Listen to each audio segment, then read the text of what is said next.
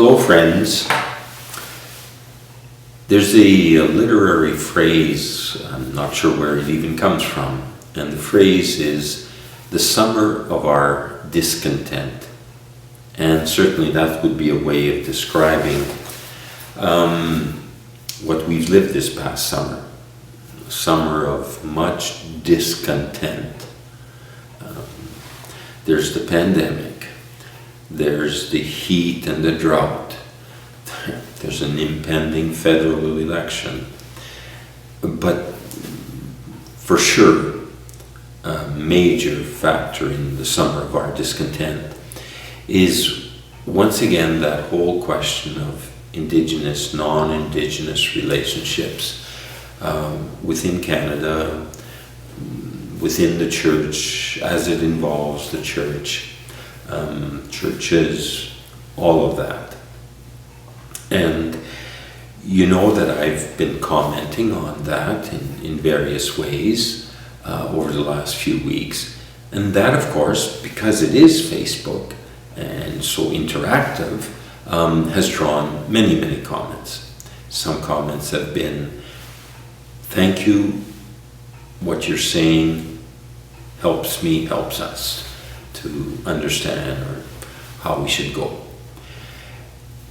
Others are of another nature, voices. They are like, well, I don't really believe it was all that bad. And, you know, some succeeded very well. Or again, it'll be comments like, well, it was the fault of people then, you know, MacDonald and Archbishop Grandin, or the government and the church. So blaming. Or again, it'll be, all right, but that's the past. Let's get on with it. Or again, well, look at all the problems now, or the tensions in Indigenous, non-Indigenous relationships, and you know, what's so difficult now? And again, quickly into the blame game. And then, in the end, the ultimate question is, but what does this have to do with me, with us? Whether the us is our family, or our community, or our nation. What does this have to do with us? And so it's a question of responsibility. Responsibility then, responsibility now, and responsibility going forward. And like, whose responsibility? And so we have a lot of, you know, discussions around that. And, you know, these questions that have come to me, or responses, you know, you've often heard them yourself. And probably in a way, many of us have had, if not most of us, non-Indigenous, have had those thoughts, you know, way back in the back of our head.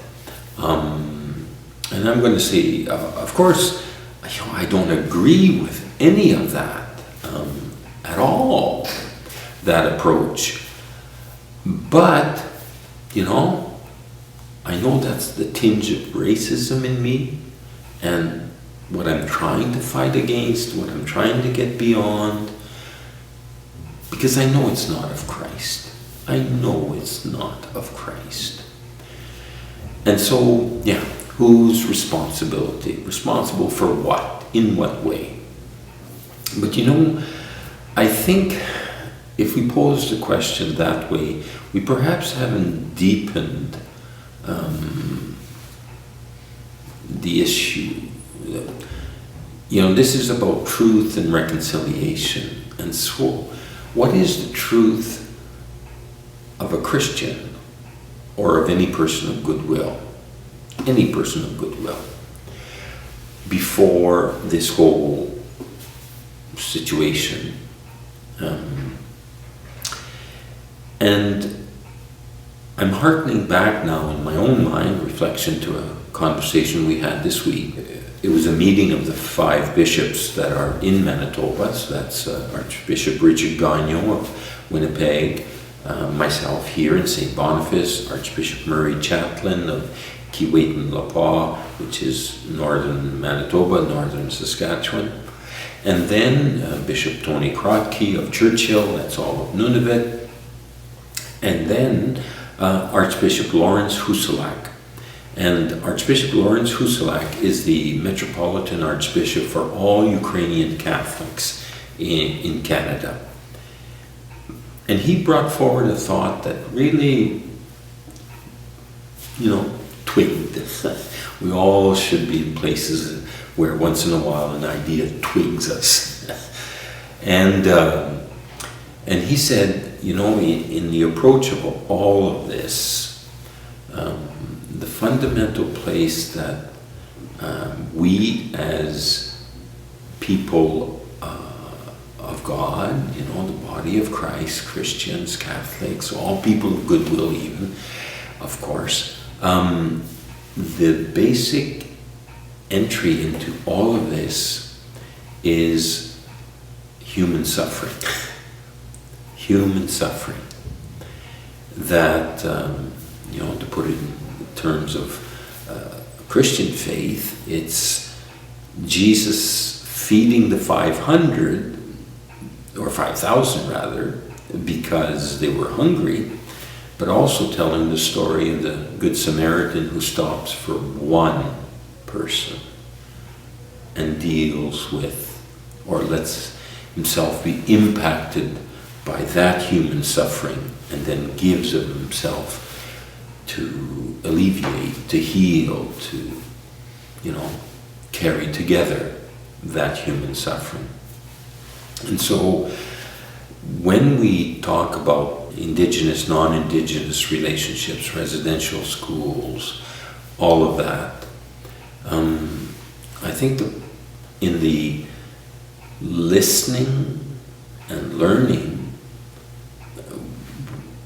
we can listen and learn for many reasons, to explain away or to explain we don't have to be part of it, but are really listening and learning with the intent of saying to ourselves,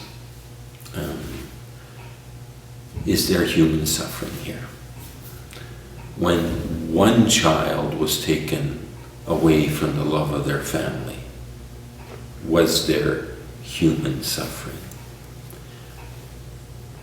And was that in essence the foundational or prime suffering of 150,000 children over all those decades, being separated from the love of their parents? How does that suffering continue today? How can, out of empathy, compassion, sense of justice, sense of what's right, sense of love,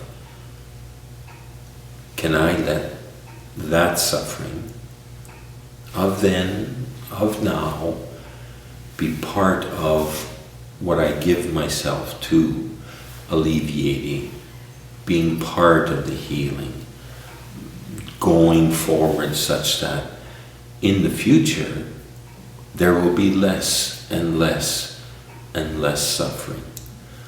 And whether that's water, whether that's economic opportunities, whether that's health, whether that's strength of all families, do I allow myself to be touched by human suffering and say, I will not turn away and I will not blame someone else. I take on this responsibility together with all others for the sake of carrying, lifting away human suffering. In the end, it becomes back to, I was hungry and you gave me food. I was thirsty and you gave me drink. It's where we find Christ and nowhere else. Thank you.